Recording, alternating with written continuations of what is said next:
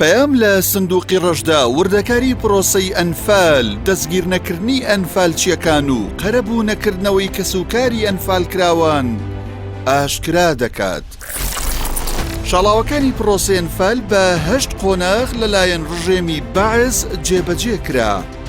ناوچەکانی دۆڵی جافایەتی، قەرداغ، گەرمیان، قەڵاسێوکە و دۆڵی زەی بچووک، شەقڵاوە، ڕەواندز و بادینانی گرتەوە. پرۆسەکە لە 23 شوباتی ساڵی 1970 دەستی پێکرد و تا 6 ئەیلولی هەمان ساڵ بەردەوام بوو. زیانەگیانی و مادیەکانی پرۆسەی ئەنفال بە هەزاران ژن، پیا و منداڵ لەلایەن ڕژێمی ستەمکاری بەعسەوە ئەنفال کران. 4,000 گوند، 4 قەزا، 30 ناحیە و 3,100 مزگەوت خاپور کران. 2 ملیۆن سەرمەڕ و ماڵات و ئاژەڵیش بە تاڵان بران.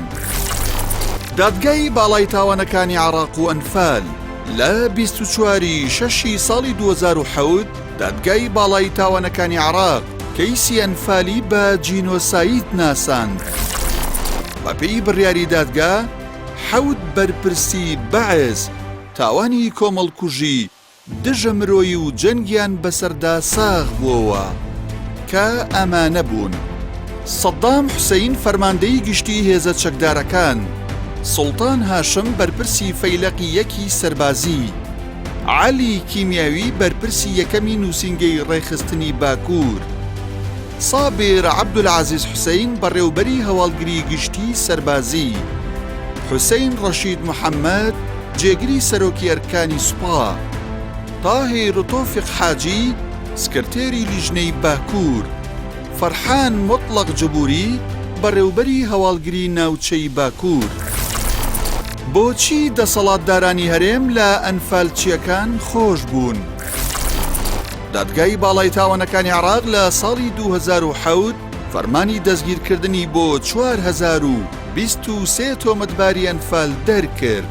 لەو ژمارەیە 258یان کوردن. سەرەڕای بڕیاری دادگا دەسەڵاتدارانی هەرێم ئامادە نەبوون ئەو تۆمەتبارانە دەستگیر بکەن و داڵدەدران. ئەمەش نیگەرانی و تووڕێی کەسوکاری ئەنفالکراوانی لێکەوتەوە. جگەلەوەش دەسەڵاتدارانی هەرێم لە دوای ڕاپەڕین لێخۆشبوونیان بۆ ئەنفالچیەکان دەرکرد. بەپێی یاسای ژمارە 18 ساڵی 2023 ئەو ئەنفالچیانەی کە بەر لێبوردنی بەرەی کوردستانی کەوتون سزا نادرێن. ئەمە لە کاتێکدا بەپێی یاسای نێودەوڵەتی کەس ناتوانێت لێخۆشبوون بۆ تاوانبارانی جینۆساید دەربکات. بۆچی کەمترین ڕووفاتی ئەنفالکراوان گەڕێنراونەتەوە؟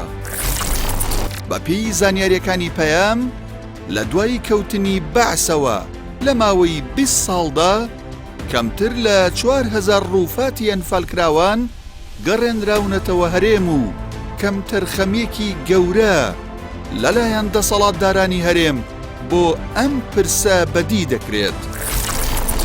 بە جۆرێک ماوەی 3 ساڵە 171 ڕووفاتی ئەنفالکراوان لە پزیشکی دادی بەغدایە و تا ئێستا نەهێنراونەتەوە. قەرەبوونەکردنەوەی زیان لێکەوتووان. دادگای باڵای تاوانەکان و پەرلەمانی عێراق ئەنفالیان بە جینۆساید ناساندووە، بەڵام قەرەبووی کەسوکاری ئەنفالکراوان نەکراوەتەوە. هۆکارەکەشی دەسەڵاتدارانی هەرێم و خۆتزیینەوەی بەغدایە. بەپێی مادەی 132 دەستوری عێراق دەبێت زیان لێکەوتوانی دەستی بەعز قەرەبوو بکرێنەوە. وێڕای قەرەبوونەکردنەوەیان کەسوکاری ئەنفالکراوان لە بارودۆخێکی خراپدان و کەمترین خزمەتگوزاریش بۆ ناوچەکانیان ئەنجام دراوە.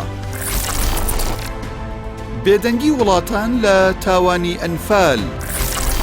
لە کاتێکدا ڕژێمی بەعز میلەتی کوردی ئەنفال دەکرد، وڵاتانی ڕۆژئاوا بە تایبەت ئەمریکا پشتگیری سەرەکی سەدامیان دەکرد. وڵاتانی زلهێز و نەتەوە یەکگرتووەکان هیچ کاردانەوەیەکیان نەنواند و بێدەنگیان هەڵبژارد. ئەمەش وای کرد سەدام دوای ئەنفال کیمیا بارانیش ئەنجام بدات.